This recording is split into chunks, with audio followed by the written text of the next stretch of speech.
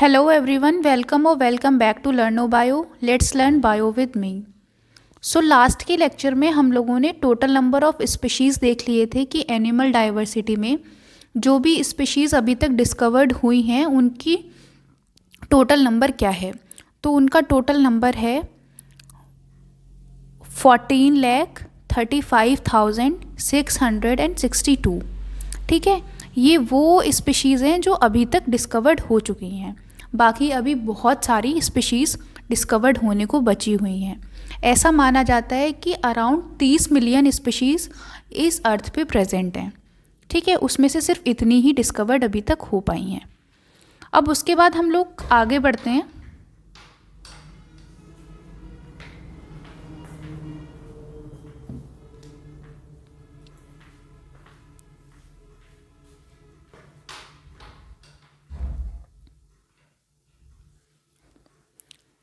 अब हम आगे बढ़ते हैं तो देखते हैं कि यहाँ पे एक लाइन लिखी हुई है कि invertebrates play a vital role in the survival of living organism.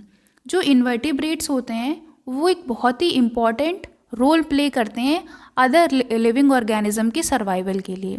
अब सबसे पहले हम समझते हैं कि इन्वर्टिब्रेट्स होते क्या हैं। तो इन्वर्टिब्रेट्स वो ऑर्गेनिज्म होते हैं जिसमें वर्टिब्रल कॉलम एब्सेंट होता है। ठीक है, तो ये लोअर कैटेगरी के एनिमल्स होते हैं जिनमें नाम से ही समझ में आ रहा है इन्वर्टिब्रेट्स, मतलब वो जहाँ पे वर्टिब्रल कॉलम एब्सेंट होता है वो ऑर्गेनिज्म क्या कहलाते हैं, इन्वर्टिब्रेट्स।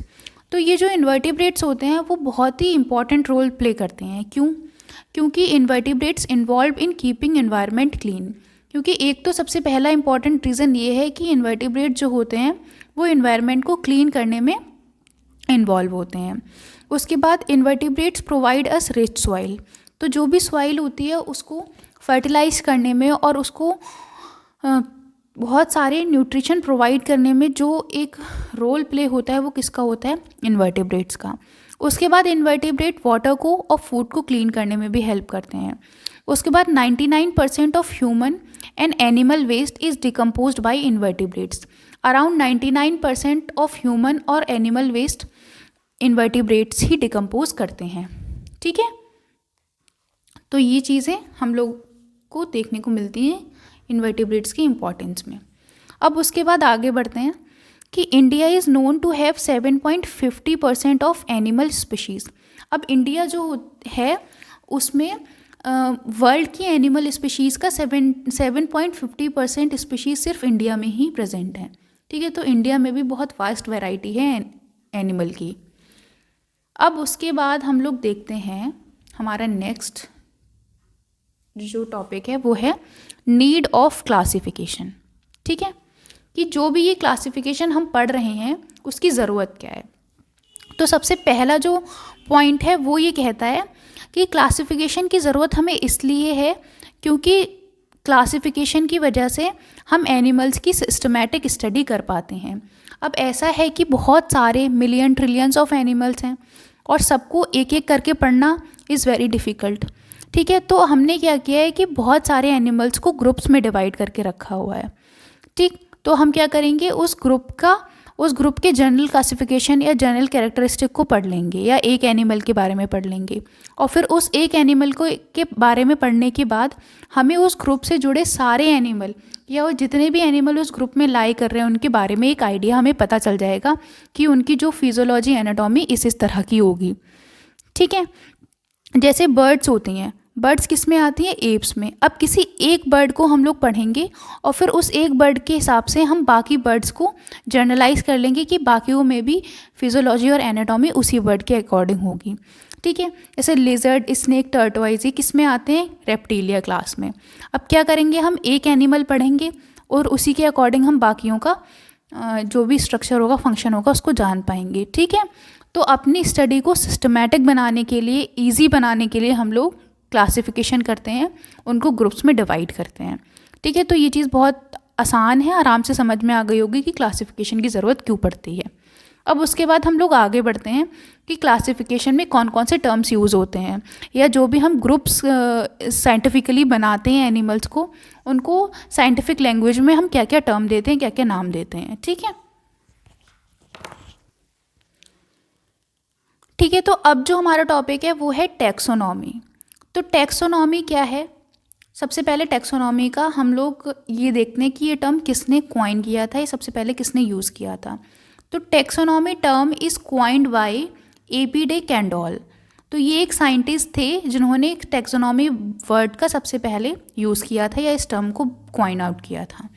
ठीक है, अब उसके बाद हम लोग सेकेंड पॉइंट देखते हैं कि study of identification and relationship among living organism is called systematics.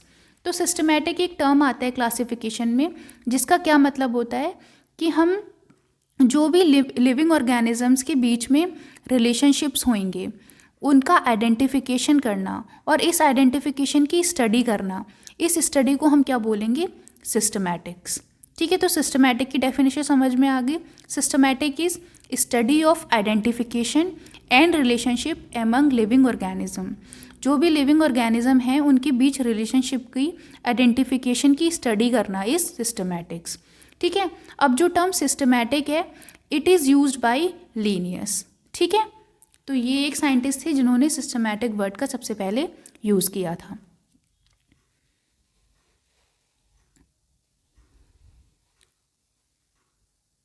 उसके बाद the branch of biology dealing with identification, nomenclature and classification of organism is known as taxonomy. अब हमारा जो टॉपिक वो क्या था? टैक्सोनॉमी। तो टैक्सोनॉमी इज़ बेसिकली एक ब्रांच है बायोलॉजी की जो किससे डील करती है? आइडेंटिफिकेशन से, मतलब पहचान करना, नॉमेनक्लेचर मतलब नाम देना, एंड क्लासिफिकेशन ऑफ ऑर्गेनिज्म और ऑर्गेनिजम्स का क्लासिफिकेशन यानी वर्गीकरण करना, उसको हम क्या बोलते हैं? टैक्सोनॉमी। बहुत सारे ग्रुप्स में अगर हम ऑर्गेनिजम्स को डिवाइड कर देते हैं तो उसको हम क्या बोलते हैं? Classification of organism. और इस पूरे प्रोसेस को क्या बोलते हैं? टैक्सोनॉमी। तो टैक्सोनॉमी क्या है? बेसिकली एक ब्रांच है जहाँ पे हम ऑर्गेनिज्म के क्लासिफिकेशंस को पढ़ते हैं। ठीक है, अब जो टैक्सोनॉमी है वो एक ग्रीक वर्ड, दो ग्रीक वर्ड से मिलके बना हुआ है, टैक्सिस और नोमोस। अब यहाँ पे टैक्सिस का मतलब होता है अरेंजमेंट और नोमोस का मतलब होता है लॉ। तो टैक्सोनॉमी का मतलब होता है कि एक ऐसा अरेंजमेंट जिसके कोई ना कोई लॉ है यानी कोई ना कोई रूल है। ठीक है, तो उन रूल्स को फॉलो कर रहे हैं और इस वजह से इसको क्या बोलेंगे? Arrangement according to law. ठीक, तो टैक्सोनॉमी का लिटरल मीनिंग और डेफिनेशन दोनों आसानी से समझ में आ गए होंगे। अब जो हमारा नेक्स्ट टॉपिक है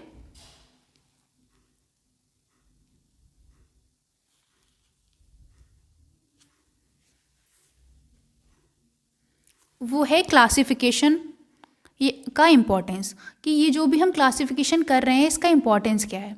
तो सबसे पहला है कन्वीनियंस ऑफ स्टडी। हम पहले भी पढ़ चुके हैं कि स्टडी को आसान करने के लिए, कन्वीनियंट करने के लिए हम क्लासिफिकेशन का यूज़ करते हैं।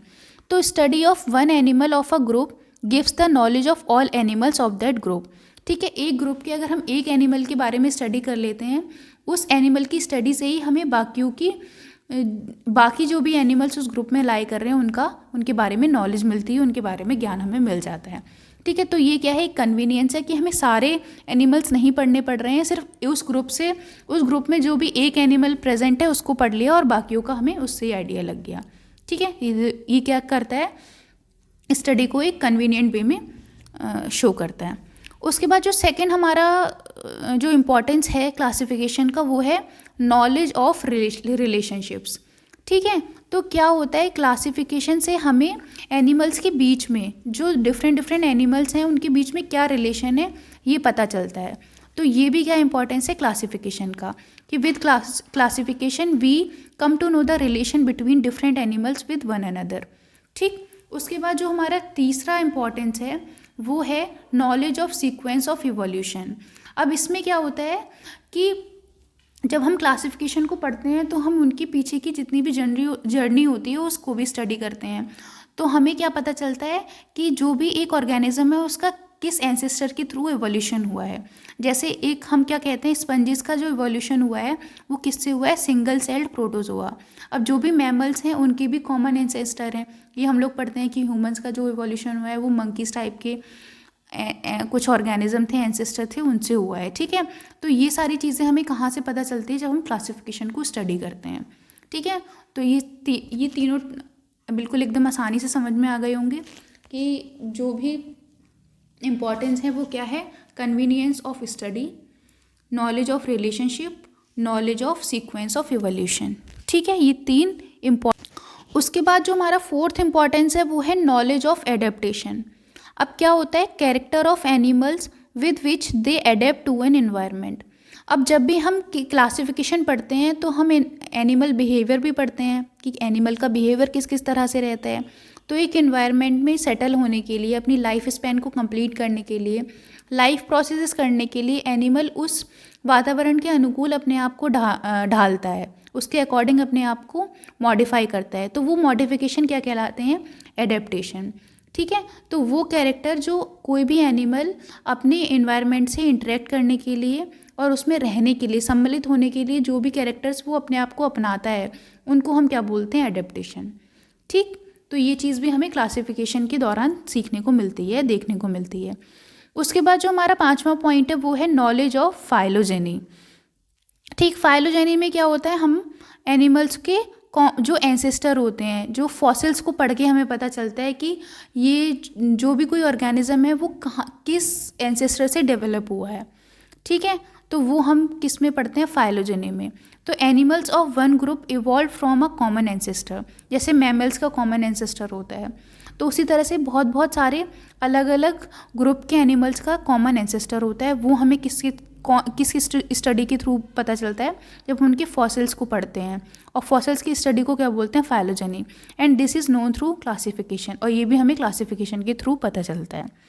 ठीक है, अब उसके बाद कुछ नोट करके ये 2-3 चीज़ें आप लोगों को देख लेनी है कि जो वर्ड स्पीशीज़ है वो सबसे पहले जॉन रे ने कॉइन की थी, और कैरोलस लिनियस, इनकी एक बुक थी सिस्टमा नेचुरे करके। ठीक है, जिसमें इन्होंने nomenclature of animals and plants, जिसमें इन्होंने प्लांट्स और एनिमल्स के नॉमेनक्लेचर के बारे में बताया था, जिसको हम क्या बोलते हैं, बायनॉमियल नॉमेनक्लेचर। बायनॉमियल मीन्स 2 नाम रखना। ठीक है, तो वो हम लोग हमेशा से पढ़ते आए हैं कि वो 2 नाम कौन कौन से होते हैं, एक जेनेरिक और एक स्पेसिफिक। ठीक है, वो हम आगे प्रॉपर डीपली पढ़ेंगे, अभी फ़िलहाल आप नोट में ये चीज़ें लिख लेंगे। उसके बाद जो कैरोलस लिनियस हैं, इनका नाम, इनको क्या बोलते हैं हम, फादर ऑफ मॉडर्न टेक्सोनॉमी। जो भी नॉमेनक्लेचर क्लासिफिकेशन एनिमल्स का हुआ है, उस प्रोसीजर के फादर हैं ये कौन, कैरोलस लिनियस। इन्होंने अपना नाम भी बायनॉमियल नॉमेनक्लेचर के अकॉर्डिंग ही चेंज करके कैरोलस लिनियस रखा था। ठीक है, अब हम जो नॉमेनक्लेचर है उसको हम नेक्स्ट वाली वीडियो में कम्प्लीटली कवर करेंगे एक साथ। ठीक है, बाकी आज के वीडियो के लिए इतना ही रखते हैं, बाकी मिलते हैं नेक्स्ट वीडियो में। Thank you.